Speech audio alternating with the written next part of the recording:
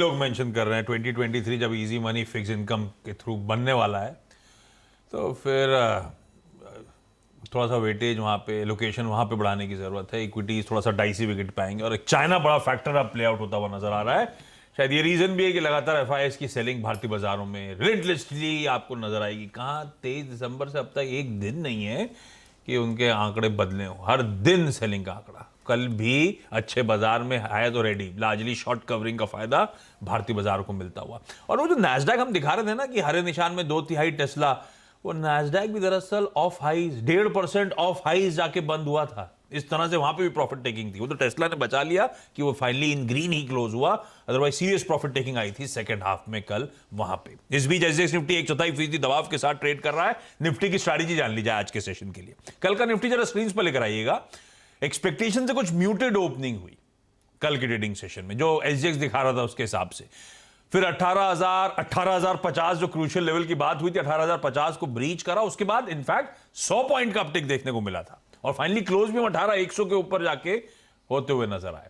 दो चीजें, अब ये एक एक्सट्रीम पेन पॉइंट से हमने एक अच्छा रिवर्सल कवरिंग के मूव्स दिखाए। डबल बॉटम की कंफर्मेशन का इंतजार था। कल का इस मार्केट का मूव दिन के हाईस पे जाके फाइनली सेटल होने को आप कैसे रीड कर रहे हो? आज कंसोलिडेशन के दिन आपने अपफ्रंट कहा था, लेकिन अब ये मूव के हमें वो बैंड के वो 250 265 जहां पे बार बार अटकते थे वहां जाने की तैयारी कर रहे हैं। अभी too early to take that call. Too early to take that call. और उसकी बात करूं उससे पहले एक बार जरा सेटअप भी देख लेते हैं। ट्रेड सेटअप आशीष, ट्रेड सेटअप में एक चीज जो कल बहुत क्लियर है वो ये है कि शॉर्ट कवरिंग। देखिए कल और थोड़ी सी डीआईएस की बाइंग, एफआईएस की सेलिंग कम हुई है कल। जो 2-3 हज़ार करोड़ बेच रहे थे, कल 200 करोड़ ही बेचा लेकिन 200 करोड़ ही बेचा। और डीआईएस ने 1700 करोड़ की बाइंग की। लेकिन आप फ्यूचर्स का ओपन इंटरेस्ट देखिए, जहां पर शॉर्ट्स थे वहां शॉर्ट कवरिंग हुई है। कल निफ्टी का फ्यूचर्स का ओपन इंटरेस्ट कम हुआ है 2%। और बैंक निफ्टी जहां ज़्यादा शॉर्ट कवरिंग हुई है वहां का ओपन इंटरेस्ट कम हुआ है करीब 8%। तो ये एक पूरी की पूरी शॉर्ट कवरिंग रैली थी। इसको अगले आंकड़े में और अच्छे से समझा देंगे। एफआईआईज़ ने इंडेक्स फ्यूचर्स में बाइंग की है 2180 करोड़ की। तो वो जो बाइंग कैश में नहीं आई, बाइंग फ्यूचर्स में आई।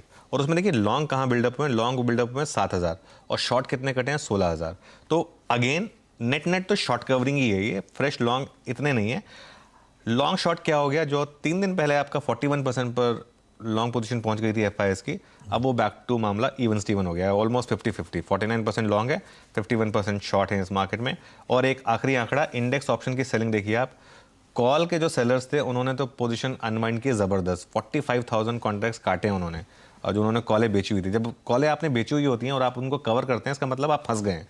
तो कल सबसे ज़्यादा कॉल राइटर 18,000 वाला फंसा था, हमने कल डिस्कस भी किया था। तो 18,000 का कॉल राइटर कल कवर कर रहा था। और वही एक जो है पुट राइटिंग हो रही थी। पुट राइटर में आप देखिए कितने पोजीशन बढ़े एफआईएस के, 63,500। तो ये जो मामला कल एक ओवरसोल्ड मार्केट का था, अब हम न्यूट्रल टेरिटरी में आ गए हैं। अभी भी मैं ओवरबॉट नहीं कहूँगा इस मार्केट को।